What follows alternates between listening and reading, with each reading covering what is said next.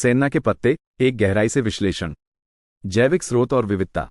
Senna के पत्ते विभिन्न कैसिया प्रजातियों से प्राप्त होते हैं। ये पौधे दुनिया के उष्णकटिबंधीय और उपोष्णकटिबंधीय क्षेत्रों में व्यापक रूप से पाए जाते हैं। भारत में कैसिया एंगुस्टिफोलिया और कैसिया ओबटुसिफोलिया सबसे आम प्रजातियां हैं जिनसे सेन्ना प्राप्त किया जाता है। इन पौधों की पत्तियों में सैनोसाइड्स नामक ग्लाइकोसाइड्स होते हैं जो इनके रेचक गुणों के लिए जिम्मेदार होते हैं। उदाहरण के लिए, भारत में सेन्ना के पौधे आमतौर पर रेगिस्तानी और शुष्क क्षेत्रों में उगते हैं। इन पौधों को पारंपरिक रूप से आयुर्वेदिक चिकित्सा में विभिन्न बीमारियों के इलाज के लिए उपयोग किया जाता रहा है। रासायनिक संरचना और कार्य। सैनोसाइड्स विभिन्न प्रकार के होते हैं जिनमें ए और बी प्रकार शामिल हैं।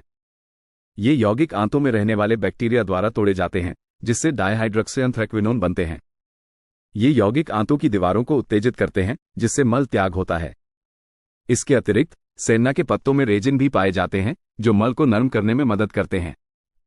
विस्तार से समझाते हुए, सैनोसाइड्स आंतों में पानी को खींचकर और आंतों की मांसपेशियों को संकुचित करके काम करते हैं। ये प्रक्रिया मल को नरम बनाती है और इसे आंतों से बाहर निकालने में मदद करती है।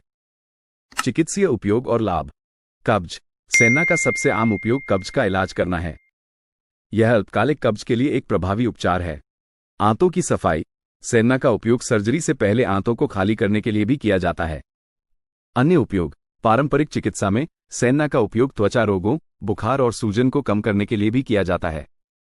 उदाहरण के लिए, आयुर्वेद में सेन्ना को एक शक्तिशाली रेचक माना जाता है और इसे विभिन्न प्रकार के आंतों के विकारों के इलाज के लिए उपयोग किया जाता है। इसके अलावा कुछ अध्ययनों से संकेत मिलता है कि सेन्ना में एंटीऑक्सीडेंट और एंटी इन्फ्लेमेटरी गुण भी होते हैं। सावधानियां और दुष्प्रभाव। अतिरिक्त उपयोग। लंबे समय तक या अधिक मात्रा में सेन्ना का उपयोग करने से निर्जलीकरण, पेट दर्द, मांसपेशियों में कमजोरी, आंतों की आदतों में बदलाव और आंतों की कालीकरण हो सकती है। निर्भरता। शरीर सेन्ना पर निर्भर हो सकता है और समय के साथ कब्ज और अधिक गंभीर समस्याएं पैदा हो सकती हैं। गर्भावस्था और स्तनपान। गर्भवती और स्तनपान कराने वाली महिलाओं को सेन्ना का उपयोग करने से पहले अपने डॉक्टर से परामर्श लेना चाहिए। अन्य दवाओं के साथ इंटरैक्शन। सेन्ना कुछ दवाओं के साथ परस्पर क्रिया कर सकता है, जैसे कि हृदय ग्लाइकोसाइड्स और मूत्रवर्धक। विस्तार से समझाते हुए, सेन्ना का लंबे समय तक उपयोग आंतों की दीवारों को नुकसान पहुंचा सकता है और आंतों के स्वास्थ्य को बिगाड़ सकता है। इसके अलावा सेन्ना कुछ खनिजों, जैसे कि पोटेशियम, के अवशोषण को भी कम कर सकता है। निष्कर्ष। सेन्ना के पत्ते एक प्राकृतिक और प्रभावी रेचक हैं, लेकिन उन्हें सावधानीपूर्वक उपयोग किया जाना चाहिए। अल्पकालिक कब्ज के लिए सेन्ना एक अच्छा विकल्प हो सकता है, लेकिन लंबे समय तक उपयोग से बचना चाहिए। किसी भी स्वास्थ्य समस्या के लिए स्वचिकित्सा करने से पहले हमेशा एक योग्य आयुर्वेदिक चिकित्सक या डॉक्टर से परामर्श लें। उदाहरण के लिए, यदि आपको कब्ज की समस्या है तो आप अपने आहार में फाइबर युक्त खाद्य पदार्थों को शामिल करके और नियमित रूप से व्यायाम करके इसे ठीक करने का प्रयास कर सकते हैं।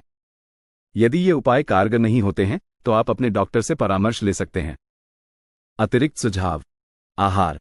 फाइबर युक्त आहार, जैसे कि फल, सब्जियां और साबुत अनाज, कब्ज को रोकने में मदद कर सकते हैं। पानी। पर्याप्त पानी पीना भी कब्ज को रोकने में मदद करता है। व्यायाम। नियमित व्यायाम आंतों की गतिशीलता को बढ़ावा देता है। अधिक जानकारी के लिए आप एक आयुर्वेदिक चिकित्सक, फाइटोकेमिस्ट या अपने डॉक्टर से संपर्क कर सकते हैं। क्या आप सेन्ना के पत्तों के बारे में कुछ और जानना चाहते हैं?